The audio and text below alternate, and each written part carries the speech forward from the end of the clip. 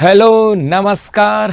उत्कर्ष classes के YouTube channel पे आप सभी का स्वागत और मैं हूं आपका होस्ट दोस्त नरेंद्र चौधरी। सबसे पहले आप सभी को राजस्थान दिवस की बहुत सारी शुभकामनाएं। आज हम चर्चा करेंगे राजस्थान दिवस विशेष के ऊपर कि 30 मार्च को क्यों मनाया जाता है राजस्थान दिवस। जी हां, प्रतिवर्ष हम 30 मार्च को राजस्थान दिवस और राजस्थान स्थापना दिवस का आयोजन किया जाता है। तो ऐसा क्या प्रमुख कारण रहा होगा इस 30 मार्च को कि हम इसी पर्टिकुलर तिथि को राजस्थान दिवस और राजस्थान स्थापना दिवस मनाते हैं, इसकी पूरी चर्चा हम लोग आज करने वाले हैं। तो चलो करते हैं आज के सेशन की शुरुआत। सबसे पहले हम बात करें जब देश आजाद हुआ था, या कहें कि जून 1947 को जब भारत के अंतिम वायसराय लॉर्ड माउंटबेटन ने एक माउंटबेटन योजना प्रस्तुत की थी, तो उन्होंने भारत को 3 भागों में बांटने की बात की थी। एक तो कहा कि देश बनेगा भारत, दूसरा कहा कि देश बनेगा पाकिस्तान, और एक कहा था बनेंगी देसी रियासतें। और उस समय भारत के अंदर लगभग 552 देसी रियासतें थी। अर्थात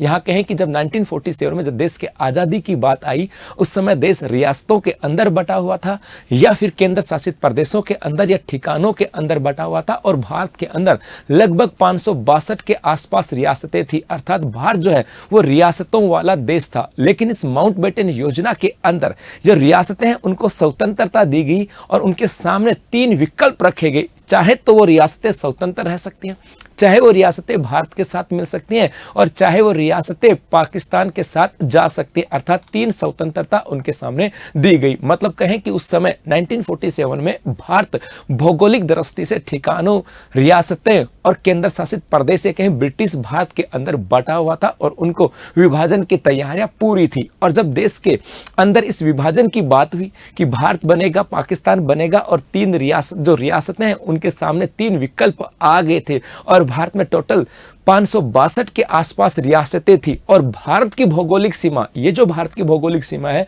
इस भौगोलिक सीमा के अंदर लगभग 552 के आसपास रियासतें थी। और देश का विभाजन जब लगभग तय हो गया था, उस समय देश के एकीकरण की जिम्मेदारी जो दी गई वो दी गई थी सरदार वल्लभ भाई पटेल को। अर्थात उस समय ये जो रियासतें थी 562, उनको भारत में मिलाने की जिम्मेदारी सरदार वल्लभ भाई पटेल को दी गई, क्योंकि सरदार वल्लभ भाई पटेल उस समय अंतरिम सरकार के गृह मंत्री थे। और बाद में सरदार वल्लभ भाई पटेल ने 5 जुलाई 1947 को एक रियासती विभाग का गठन किया गया। उस रियासती विभाग के जो विभाग था उसके अध्यक्ष थे सरदार वल्लभ भाई पटेल और उसके सचिव थे वीपी मेनन। और इन्होंने मिलकर के जो 552 जो रियासतें थी जो भारत के भौगोलिक सीमा के अंदर थी, उनको जोड़ करके और एक अखंड भारत के निर्माण की कार्य प्रारंभ किया। यहां पर जो वीपी मेनन थे उनकी एक पुस्तक आती है और उनकी पुस्तक का नाम था the integration of the Indian states, अर्थात the story of integration of Indian state. अर्थात उन्होंने इस पुस्तक के अंदर कहा कि किन परिस्थितियों से गुजरते हुए हमने पूरे भारत की रियासतों का एकीकरण किया था। और उस समय 15 अगस्त, ये घटना थी जून के अंदर, जून 1947 के अंदर ऐसी स्थिति थी। ये घटना आ गई थी जुलाई के अंदर, और उसके बाद में 5 जुलाई 1947 को रियासती विभाग का गठन हुआ था। और आते आते 15 अगस्त 1947 तक आते आते लगभग 549 भारत की भौगोलिक सीमा में जो 552 रियासतें थी, उनमें से 549 रियासतें भारत में मिलने का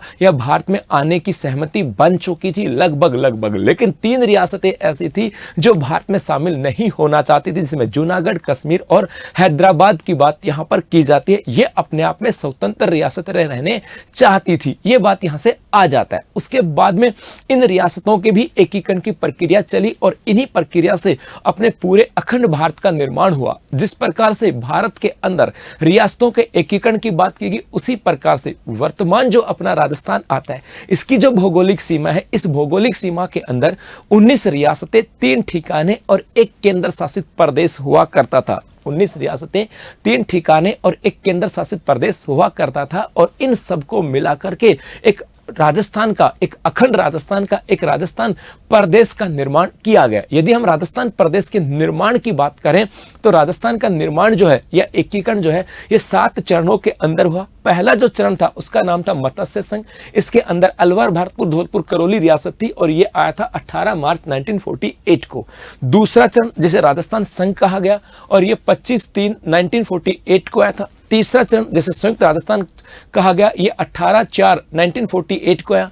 चौथा चरण जिसे वृहत राजस्थान कहा गया और ये 30 मार्च 1949 को आया। पांचवा चरण संयुक्त राज्य वृहत राजस्थान जो कि 15/5/1949 को आया। छठा जो है संयुक्त राजस्थान जो कि 26/1/1950 को आया। और सातवां चरण जिसको पुनर्गठित राजस्थान कहते हैं, ये 1/11/1956 को आया। अर्थात हम बात करें तो 18 मार्च 1948 से लेकर के 1 नवंबर 1957 तक इन 7 चरणों के अंदर, इस दौर में 7 चरणों में जाकर के राजस्थान का एकीकरण हुआ, या कहें कि राजस्थान का निर्माण हुआ। अब खास बात यह है कि सर फिर हम 30 मार्च को ही राजस्थान दिवस क्यों मनाते हैं? तो यदि हम बात करें थोड़ा सा और विस्तार से देखें तो यह राजस्थान के एकीकरण का पहला चरण था जिसे मत्स्य संघ कहा गया था, और इसके अंदर अलवर, भरतपुर, धौलपुर, करौली ये हिस्से था और एक ठिकाना था जिसका नाम था नीमराना। दूसरा चरण जो 25 मार्च 1948 को आया, पूर्व राजस्थान संघ कहा गया, जिसके अंदर आपके शाहपुरा, प्रतापगढ़, डूंगरपुर, कोटा, झालावाड़, बूंदी, टोंक इन रियासतों को मिलाया गया था। तीसरा चरण 18 अप्रैल 1948 को आया था संयुक्त राजस्थान के रूप में, जिसके अंदर शाहपुरा, उदयपुर, कोटा, झालावाड़, कुशलगढ़ ये बांसवाड़ा वाला हिस्सा मिल गया था। और उसके बाद आता चौथा चरण जिसे हम लोगों ने कहा वृहद राजस्थान, जिसको कहा गया था वृहद राजस्थान, अर्थात बड़े राजस्थान की बात की गई। और इसके अंदर राजस्थान के बड़े बड़े जो रियासतें थी, चाहे वो जोधपुर हो, चाहे वो बीकानेर हो, जयपुर हो या दूसरी अन्य जो रियासतें हैं, ये राजस्थान के अंदर शामिल हो गई। और ये चौथा जो चरण आया था, ये अपना आया था 30 मार्च 1949 को। अब यहीं से इसी चौथे चरण के अंदर कुछ ऐसी घटना पड़ी थी जिसकी वजह से हम इसी चौथे चरण के अंदर जो अपनी तिथि आती है 30 मार्च, इस 30 मार्च को हम राजस्थान दिवस, 2 तिथियां याद रखना, 2 डाटा याद रखना, राजस्थान दिवस और इसी दिन हम राजस्थान स्थापना दिवस मनाते हैं। अब ऐसा क्या हुआ, राजस्थान स्थापना दिवस के रूप में इसका आयोजन किया जाता है। अब ऐसा क्यों हुआ, इसको समझने की आपको आवश्यकता है। वो आवश्यकता ये है, यदि हम सामान्यतः एक राज्य की बात करें, सामान्यतः एक राज्य की बात करें और साधारण सी भाषा की बात करें, पॉलिटिकल भाषा की बात न करके एक साधारण भाषा की बात करूं, एक आम आदमी की भाषा की बात करूं कि एक आम आदमी की भाषा के अंदर राज्य क्या होता है। इसके अंदर राज्य का मतलब होता है ऐसा कोई भी क्षेत्र, सपोज करो कोई भी क्षेत्र है, मैंने राजस्थान का एक चित्र बना दिया, ऐसा कोई भी क्षेत्र जहां पर एक सरकार हो, वो सरकार कैसी भी हो सकती है, लेकिन वहां पर एक सरकार हो, वहां पर इस सरकार को चलाने के लिए सरकार हो, उसकी एक राजधानी भी होनी चाहिए, एक क्या होनी चाहिए, राजधानी होनी चाहिए, और एक उसकी होनी चाहिए सीमा निश्चित। अर्थात ऐसा कोई भी भौगोलिक क्षेत्र जिसकी अपनी भौगोलिक और प्रशासनिक सीमाएं निश्चित हैं, वहां पर उस क्षेत्र के अंदर सरकार, उस क्षेत्र के अंदर प्रशासन को चलाने के लिए एक सरकार है, और सरकार को बैठने के लिए सरकार का एक केंद्र बिंदु है जिसको हम लोग बोलते हैं राजधानी। अर्थात और ये चारों की तीनों बातें जो है ये निश्चित होनी चाहिए कि अर्थात निश्चित रूप से एक सरकार होनी चाहिए, निश्चित रूप से एक राजधानी हो, और निश्चित रूप से उस क्षेत्र विशेष की प्रशासनिक और भौगोलिक सीमा हो। उसको हम साधारण भाषा के अंदर राज्य के रूप में डिफाइन कर सकते हैं। अब यहां से आता कि गुरुजी फिर 30 मार्च को ऐसा क्या खास हुआ कि यहां पर इन तीनों चीजें आ गई। तो मेरे भाई 30 मार्च की बात करें, इस दिन राजस्थान के अंदर मुख्यमंत्री आ गए थे, राजस्थान के अंदर मुख्यमंत्री आ गए थे जिनका नाम था हीरालाल शास्त्री। जी हां, हीरालाल शास्त्री राजस्थान के पहले मुख्यमंत्री बने थे, और जैसे ही हीरालाल शास्त्री राजस्थान के मुख्यमंत्री बने, इन्होंने राज्य बनने की एक कंडीशन को पूरा कर दिया कि वहां पर क्या हो गई, सरकार। अर्थात यहां पर क्या आ गई, सरकार यहां पर आ गई। इसके अलावा इसके अंदर सीमा निश्चित की गई, अर्थात जितनी भी रियासतें मिली थी, जितनी भी रियासतें मिली, इन सबकी एक भौगोलिक सीमा जो है ये डिफाइन हो गई। तो दूसरी कंडीशन जो है ये भी पूरी हो गई, सीमा निश्चित। और इसी चौथे चरण के अंदर अपनी राजधानी जो है, राजधानी ये बना दी गई थी जयपुर। राजधानी क्या बना दी गई, जयपुर। और कहा कि राजधानी अब निश्चित है, बदलाव नहीं करेगी। क्यों नहीं बदलाव करेगी, यदि हम थोड़ा सा बैक में जाएं तो पहले चरण के अंदर राजधानी जो थी वो अपनी थी अलवर। उसके बाद थोड़ा सा और आगे चले, अपनी राजधानी जो है ये आ जाती है कोटा। उसके बाद तीसरे चरण में आए तो राजधानी अपनी आ जाती है उदयपुर। और उसके बाद इसका मतलब पहले चरण, दूसरे चरण और तीसरे चरण में अपनी राजधानी बदल रही थी, लेकिन चौथे चरण में कहा कि राजधानी जयपुर होगी और अब इसके अंदर कोई बदलाव नहीं होगा। अर्थात जब पांचवा चरण आया था संयुक्त वर्त राजस्थान, उसके अंदर भी राजधानी क्या थी? अपनी जयपुर थी। छठा जो चरण आया उसमें भी राजधानी क्या थी? अपनी जयपुर थी। और उसके बाद सातवां जब चरण आया उसके अंदर भी राजधानी क्या थी? जयपुर। अर्थात यहां पे कहा गया कि राजधानी के अंदर भी कोई बदलाव नहीं होगा। और जैसे राजधानी निश्चित की गई, अपनी तीसरी कंडीशन भी पूरी हो गई। और जहां पर जब ये तीन कंडीशनें पूरी होती हैं, ऐसी स्थिति के अंदर कह सकते हैं वो अपने आप में एक राज्य है। इसका मतलब है इसी 30 मार्च को या चौथे चरण की बात करें, इस दिन अपना जो राजस्थान है, इस राजस्थान की राज्य के रूप में नींव पड़ी। अर्थात राज्य के रूप में नींव पड़ी। और जैसे राज्य के रूप में नींव पड़ी, हम कहें कि राजस्थान का कौन सा हो गया? राजस्थान दिवस, क्योंकि राजस्थान अपना यहां पर आ गया था। तो इसीलिए 30 मार्च को राजस्थान दिवस और राजस्थान की स्थापना कह दें या इसकी नींव जो है यह भी इसी दिन पड़ी, इसलिए इसको क्या कहते हैं? राजस्थान अपना स्थापना दिवस। तो इसीलिए 30 मार्च को, पर्टिकुलर 30 मार्च को हम प्रतिवर्ष राजस्थान दिवस या स्थापना दिवस का आयोजन करते हैं।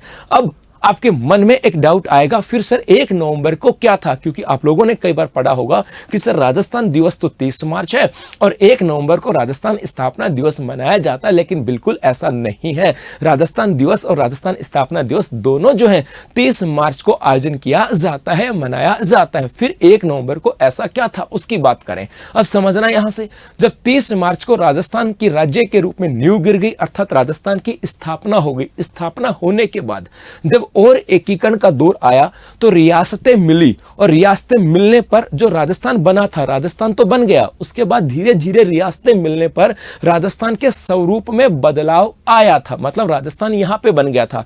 आगे वाली जो चरण होंगे उनमें रियासतें मिलती गई और राज्य के स्वरूप के अंदर बदलाव आता गया। अर्थात 5वें चरण के अंदर देखो कुछ रियासतें और मिल गई, और रियासतें मिलने के बाद इसके अंदर जो राजस्थान था उसमें मत्स्य संघ मिल जाता है, और मत्स्य संघ मिलने के बाद राजस्थान के स्वरूप के अंदर क्या हो गया?